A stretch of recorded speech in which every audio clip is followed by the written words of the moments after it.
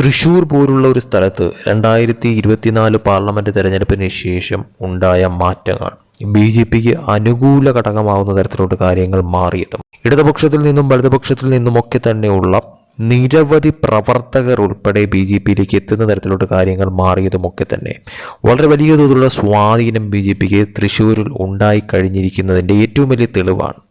അതിൽ എടുത്തു പറയേണ്ടതെന്ന് പറയുന്നത് ഇടതുപക്ഷത്തിൽ നിന്നുള്ള ഒരു ഒഴുക്കാണ്. അതായത് ഇടതുപക്ഷം വിട്ടുകൊണ്ട് BJPയിലേക്ക് എത്തുന്ന തരത്തിലോട്ടുള്ള ഒരു വലിയ മാറ്റം തൃശ്ശൂരിൽ വലിയ തോതിൽ കാണപ്പെടുന്ന ഒരു കാര്യം തന്നെയാണെന്ന കാര്യത്തിൽ ഒരു സംശയവുമില്ല.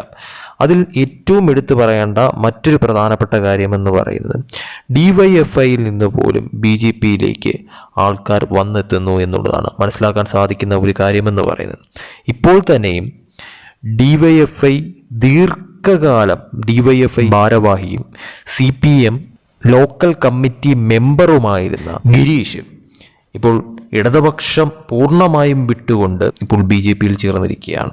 ഇതുപോലെ തന്നെ നിരവധി പേർ DYFIയിൽ നിന്നും മറ്റുമായിട്ട് ഇടതുപക്ഷം വിട്ടുകൊണ്ട് നിരവധി യുവാക്കളാണ് തൃശ്ശൂരിൽ നിന്നും പല ജില്ലകളിൽ നിന്നുമൊക്കെ തന്നെ ഇടതുപക്ഷം വിട്ടുകൊണ്ട് BJPയിലേക്ക് എത്തുന്നത് എന്നുള്ളത് തീർച്ചയായിട്ടും ഇടതുപക്ഷത്തെ സംബന്ധിച്ചിടത്തോളം വലിയ തോതിലുള്ള ഒരു തിരിച്ചടി ഉണ്ടാക്കുന്ന ഒരു കാര്യം തന്നെയാണെന്ന് അതിൽ സംശയമില്ല. കാരണം വരാൻ പോകുന്ന തദ്ദേശ തെരഞ്ഞെടുപ്പ്, അത് കഴിഞ്ഞ് വരുന്ന നിയമസഭാ തെരഞ്ഞെടുപ്പൊക്കെ തന്നെ വളരെയധികം നിർണായകമായിട്ടുള്ള തെരഞ്ഞെടുപ്പ്. ആ തെരഞ്ഞെടുപ്പ് വരാനിരിക്കെ തന്നെ ഇടതുപക്ഷത്തെ സംബന്ധിച്ചിടത്തോളം CPM, CPI, DYFIയിൽ നിന്നൊക്കെ തന്നെയുള്ള കൂറുമാറ്റങ്ങൾ അത് BJPയിലേക്ക് എത്തുന്ന തരത്തിലോട്ട് കാര്യങ്ങൾ മാറുന്നതുമൊക്കെ തന്നെ തീർച്ചയായിട്ടും ഏത് തരത്തിൽ അത് ഇടതുപക്ഷത്തിന് തലവേദനയായി മാറുമെന്നുള്ളത് കാത്തിരുന്ന് കാണേണ്ട കാര്യം തന്നെയാണ്.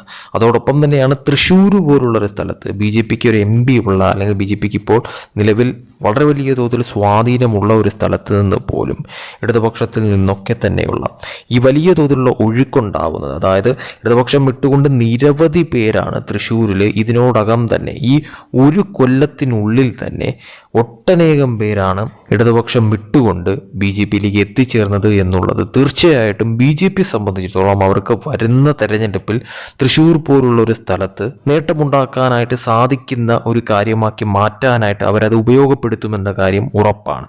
ഇതൊക്കെ തന്നെ ഇടതുപക്ഷത്തെ സംബന്ധിച്ചിടത്തോളം എത്രത്തോളം തലവേദന ഉണ്ടാക്കുന്ന കാര്യമാണ് എന്നുള്ളത് തീർച്ചയായിട്ടും കണ്ടറിയേണ്ട കാര്യം തന്നെയാണെന്ന കാര്യത്തിൽ സംശയമില്ല.